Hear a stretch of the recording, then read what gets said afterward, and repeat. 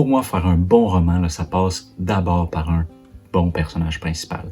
Puis pour être capable de faire un bon personnage principal, ben, il faut le connaître. Puis c'est pas parce qu'on a une idée de qui est ce personnage-là que c'est vraiment sa personnalité, que c'est vraiment lui, qu'on a vraiment une bonne idée de la personne qu'on est en train de traduire dans notre histoire. Puis ce que je me rends compte, c'est qu'une des meilleures façons de vraiment bien connaître notre personnage, c'est lorsqu'il est face à ses contradictions, c'est lorsqu'il est poussé dans ses derniers retranchements, puis pour le pousser dans ses derniers retranchements, de sorte à le connaître dans ses moindres détails, pas juste ce qu'il veut nous faire paraître, pas juste ce qui nous donne l'impression d'être quand ça va bien, il faut qu'il soit confronté à un grand défi, à un combat. Puis c'est pour ça qu'en ce moment, dans ma short story, je suis à réviser, je voulais faire le test du souffle, là, je suis presque rendu, mais je voulais finir de réviser ma scène de combat qui marchait pas. Fait que là, je me suis dit, bon ben je vais faire une vidéo là-dessus parce que ça semble un exercice assez difficile, même que je me suis rendu compte en écoutant différentes vidéos qu'il y a plusieurs personnes qui évitent tout simplement d'écrire les scènes de combat, puis font juste passer à la scène suivante, au résultat, puis je comprends l'objectif, mais on dirait qu'en le faisant, je me rends compte que justement, c'est tellement important pour apprendre à bien le connaître. Fait que, petite vidéo, mon objectif ici, là, c'est vraiment de partager les 4 thématiques que j'ai extraites de l'écoute du cours de Brandon Sanderson, des vidéos que Hello Future Me a faites là-dessus, des vidéos une des vidéos de BookFox, une de James D. Mill puis Jed Earn, que j'ai trouvé super intéressant. Puis là, l'objectif, c'est pas d'être aussi théorique. Mon objectif, c'était plus de me créer des espèces d'intuitions que je vais pouvoir explorer dans ma petite scène de combat. Parce que c'est pas une scène de combat qui dure sur plusieurs pages, là. C'est vraiment juste un passage, mais ça me permet de le pratiquer, puis je me rends déjà compte que ça va amener des petits changements, des petites nuances dans le reste de l'histoire. Vraiment, vraiment important à faire pour être capable de bien comprendre le personnage qu'on est en train de créer. Fait que le premier thème, pourquoi le personnage veut survivre à ce combat-là. Puis c'est super important parce que ça nous pose des questions qui vont au plus profond de notre récit.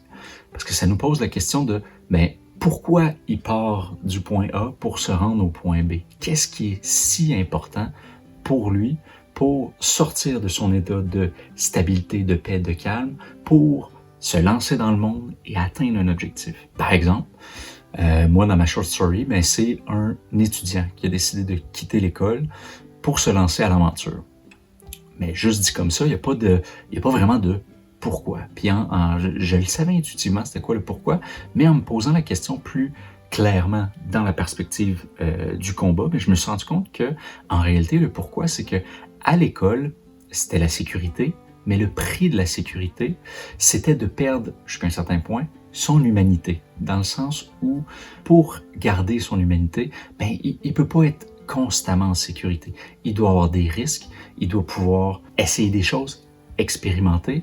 Puis à l'école, c'est quelque chose de particulièrement difficile. Puis là, c'est une école de magie, puis il y a différentes façons d'imager cet enjeu-là de perte d'humanité. Mais fondamentalement, c'est vraiment ça. C'est qu'il se rend compte que mon parcours, si je reste ici, je ne ferai plus vraiment partie du monde comme il est, puis je risque, comme l'espèce de classique, de finir dans une tour d'ivoire à penser à partir de théories plutôt qu'à partir de mon expérience du monde réel.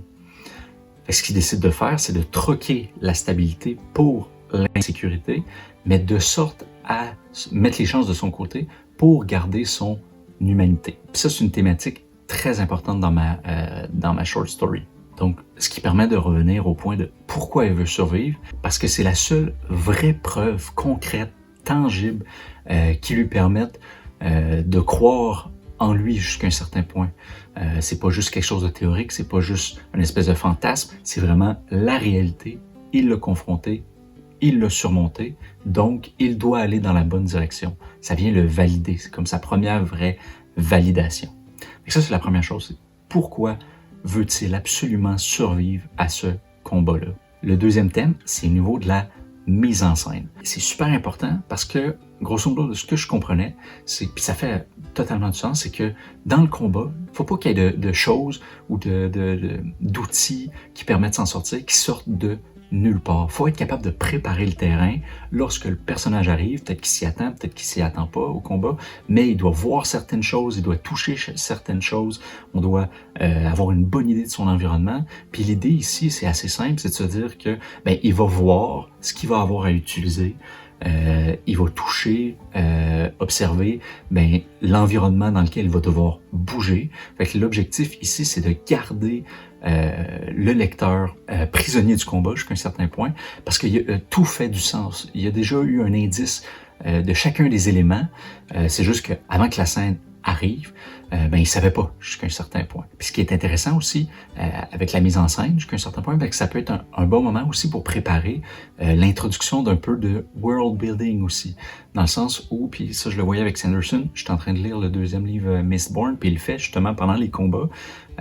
Il sait pertinemment que le combat sera une opportunité de venir expliquer un petit peu comment fonctionne sa magie en une ligne, un moment où le personnage va réfléchir. Avec la mise en scène, là, ça permet vraiment de se donner une idée de comment va être exécuté le combat, pas précisément, mais qu'est-ce que le personnage va avoir besoin, puis qu'est-ce que le personnage va vouloir partager pour donner un petit peu plus de couleur à ce combat-là au lecteur. Puis en l'écrivant, je me suis rendu compte aussi que c'est difficile de tout savoir d'avance, aussi ces éléments-là. Tu sais, on en place un petit peu, on l'écrit, puis en le lisant, puis en finissant même le texte, on se rend compte que il y a peut-être cet élément-là qui aurait dû déjà être introduit. Je viens de penser que ma magie fonctionnait pas super bien, je vais ajuster tel élément, je vais lui faire dire 3-4 mots de plus pour que ce soit un petit peu plus précis. Fait que c'est quelque chose vraiment qui évolue, mais c'est un élément important pour garder le lecteur dans le combat. Le troisième thème, comment décrire un combat. Là, on est un peu plus dans le micro,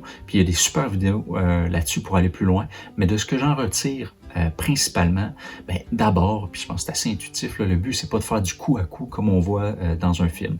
Le médium du livre s'y porte vraiment mal. C'est pas intéressant. Cependant, ce qui est intéressant dans les différents coups qui sont donnés, c'est pas les coups eux-mêmes, mais c'est le changement dans leur rapport de force entre le personnage principal puis le personnage qui le confronte. Est-ce que le personnage principal dans son coup prend un avantage? Est-ce qu'il est désavantagé? Est-ce que c'est, même ça peut être neutre parfois, mais ces éléments-là, pourquoi pour moi c'est vraiment important, surtout que je veux essayer d'écrire un peu plus en point de vue du personnage, en DPOV, j'écris à la première personne, au jeu, ça me permet aussi d'introduire des pensées intrusives.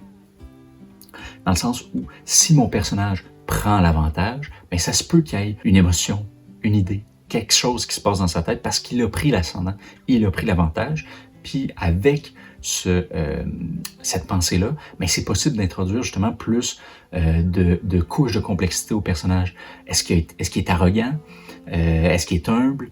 Est-ce qu'il doute malgré tout, même s'il prend l'avantage? Puis on peut faire la même chose si il perd l'avantage, justement. Ça permet, encore une fois, d'ajouter des couches au personnage, puis d'aider le lecteur à mieux le connaître, puis même à nous aussi à mieux le connaître, parce qu'on le poussera pas nécessairement dans ses derniers retranchements quand on pense à l'histoire jusqu'à un certain point. Fait que qui est vraiment notre personnage principal se révèle, en tout cas j'ai l'impression, au fur et à mesure de l'écriture. Puis encore une fois, le combat ou le moment où il est mis dans ses derniers retranchements est tellement important pour nous forcer à avoir cette discussion-là avec le personnage qu'on veut écrire. Le quatrième thème, le dernier, il vient boucler la boucle, c'est quoi le prix à payer du personnage pendant le combat pour avoir accès à l'apprentissage que c'est pas nécessairement qu'il veut avoir.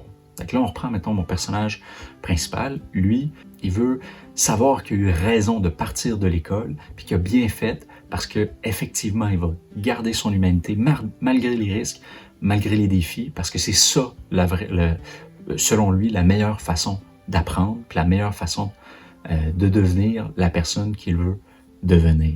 Bon, mais qu'est-ce qu'il doit donner pendant ce combat-là pour être capable de réaliser ça? Une intuition que j'ai eue, puis je suis pas certain qu'elle était dans les vidéos directement, mais c'est que, par exemple, les blessures peuvent être grosso modo proportionnelles au type d'apprentissage que le personnage devait faire. Mais sinon, puis ça là, je vais l'intégrer, c'est un élément que je veux changer, c'est aussi la façon qu'il va gagner. Parce qu'il n'y a pas juste une seule façon de réussir un combat, puis j'ai l'impression Dans mon cas, c'est un combat assez classique, mais un élément qu'on peut ajuster justement dans la façon qui arrive à la victoire, c'est son niveau de clémence. Parce que là, il peut être confronté à plusieurs ennemis, un ennemi, il peut décider de le tuer, il peut décider de le blesser gravement, il peut décider de le blesser juste assez pour lui faire changer d'idée, puis de choisir comment il va décider de gagner, mais va permettre au lecteur d'en apprendre énormément sur ton personnage, puis même toi aussi d'apprendre sur la direction qu'il veut prendre dans l'avenir. Ça va être quoi? Les avantages qu'il va gagner, les défauts qu'il va se créer suite à ce combat-là, parce que, veux pas, s'il apprend quelque chose dans ce combat-là, par exemple, moi, ce qu'il va apprendre, c'est l'humilité, faire davantage attention, se rendre compte de la différence justement d'être dans la sécurité versus le risque. C'est pas rose bonbon jusqu'à un certain point. Il doit faire attention, il peut mourir. Ses amis peuvent mourir. Donc, il va falloir que dans la suite de la short story, je montre de façon importante ou plus subtile, mais qui a appris un petit peu de ça, qui a changé de ce côté-là. Mais dépendamment de comment il l'a fait, est-ce qu'il a tué la personne? Est-ce qu'il l'a épargné? Qu'est-ce qu'il a fait pour arriver jusqu'à apprendre ce qu'il devait apprendre? Mais c'est tellement des questions importantes, c'est pas facile à faire. Fait que c'est normal qu'on y revienne souvent, je pense. Donc, voilà. Fait que c'est les 4 thématiques, les 4 espèces d'intuitions que je me garde pour essayer de rédiger une bonne scène. Puis encore une fois, retournez voir ces vidéos-là. Il y a à peu près tout ce qu'il y a à savoir pour écrire une bonne scène, puisque justement, je me rappelle, j'avais oublié aussi un élément important, c'est qu'au niveau du world building, dépendamment de la façon que vous allez faire le combat, ça peut en apprendre énormément sur le monde aussi, dans le sens où, si c'est un monde très réaliste, c'est un combat à l'épée, nécessairement, faut aller faire des recherches sur qu'est-ce qu'un combat réaliste à l'épée, dépendamment du type d'armure, du type d'arme qui est utilisé. Si c'est un environnement qui est plus magique, qui est moins réaliste, qui est plus stylé, je sais pas, comme un animé, jusqu'à un certain point, ça va vite, ça explose. Justement, là, ça va envoyer d'autres signaux au lecteur. Ça va informer le lecteur sur quel type de monde est-ce que tu es en train de créer. Vraiment, là, je me rends compte, puis je pensais pas autant au départ, la première fois que je l'ai écrit, mais en me posant toutes ces questions-là, en faisant pour réviser le combat, je me suis rendu compte que, que c'est important. Voilà, pas plus compliqué que ça, faut que j'y aille. Fait que, encore une fois, un énorme merci d'avoir été là. Puis on se voit la semaine prochaine pour une autre vidéo. Fait que d'ici là, on lâche pas, vive les projets, ciao!